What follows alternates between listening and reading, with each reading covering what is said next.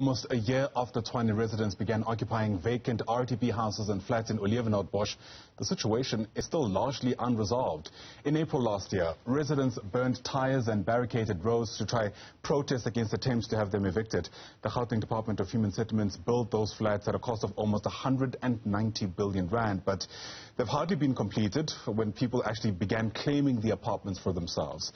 Let's get you a sense of what else needs to be known at this point. Fred Mokoko is the Director for Service Delivery in the Office of the Human Settlements MEC, I beg your pardon, and he joins us via our video link this morning. Fred, it's great to have you on the program. Thank you so much for making time. I want to just begin by understanding from you why it's taken so long to finally have at least some kind of way forward, whether that comes in the form of evictions or negotiating with the residents there about what needs to happen next. Okay. Firstly, let me indicate that everything that we do, it's a direct result of the law. So we can't do anything that is outside of the law.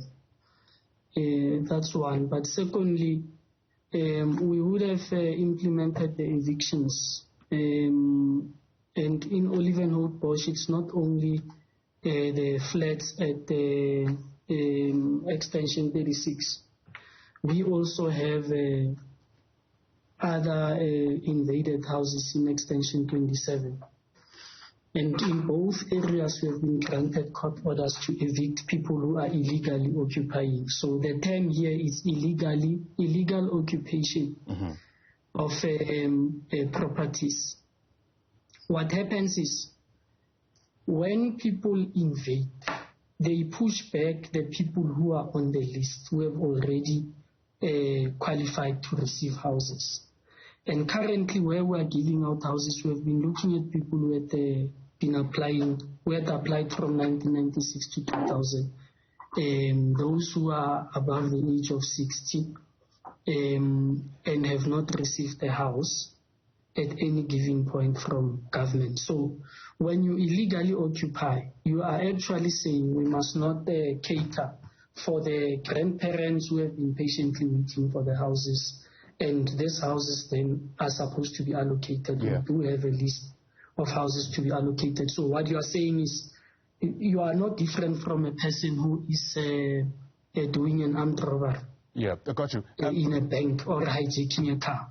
Fred, before we continue, apologies for interrupting you there. I'm just going to ask that you please just adjust your camera slightly so we can see you. We can just see the top of your head at the moment, which is not ideal because, of course, the conversation is taking place on a visual medium. So I'm going to allow you to do that while I ask my next question, if I can. Part of what I'm trying to understand is you've got a court order in hand. Both you as government and the occupants agree that this is actually illegal. Thanks for adjusting it. It looks perfect. So what is the difficulty in actually having people removed from these units? I'm still struggling to connect those dots. Well, apart from the request or rather instruction that the then Minister of Human Settlements, Water and Sanitation had issued to say there shall be no evictions during the time of COVID. There was also a financial constraint on implementing the eviction order at the time of COVID, because then money would have been reprioritized to cater for areas under distress in order to resettle people during the time of COVID. All right, so COVID-19 made it, complex. What is also going to make it complex? But I can tell you that in December 2019, we were ready to implement the evictions. We would have gone to the sheriff and asked the sheriff, because the court order says the sheriff must go and inform people. We would have notified people that we are coming to evict. And every time we do a notification, what they do is to close the streets. So clearly, you are not dealing with people who are willing to abide by the law and respect the fact that there is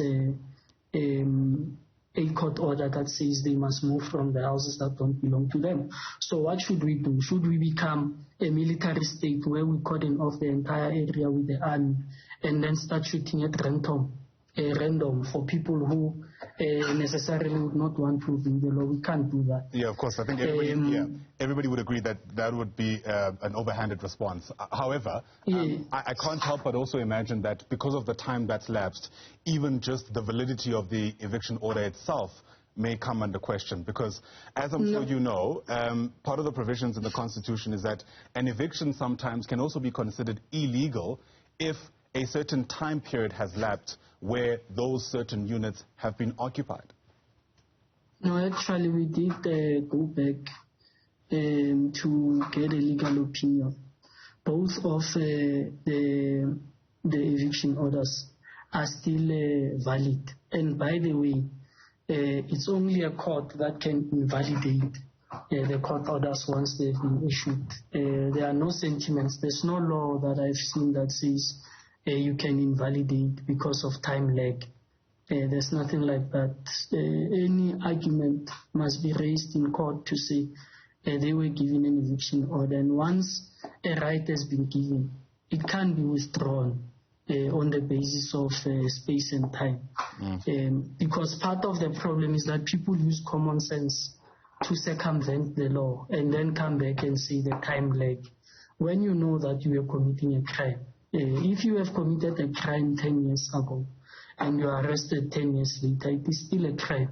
Whether or not you have changed, you are now a Moruti, you are doing things well. So we must not conflate the law to suit our feelings because we want to promote lawlessness. All right. We must always be willing to obey the law. And in this instance, people know that they are unlawfully occupying properties that don't belong to them. The case in point about this property that you are referring to, the properties in Extension 36, is that the contractor had not even finished building when they occupied. Sure. All right. That site is still a construction site. Got you. It certainly is a complex story. We've been watching it since it emerged a year ago, and we'll certainly continue to do that as you try to ensure that, no, I guess, injustices are committed as you try to, implement the law as you understand it. Thanks very much indeed for giving us this update from government's perspective. Really do appreciate it. Fred Mokoko is the Director for Service Delivery in the Office of the Human Settlement MEC in Gauteng. Really complex, but as mentioned, we'll keep watching it for you.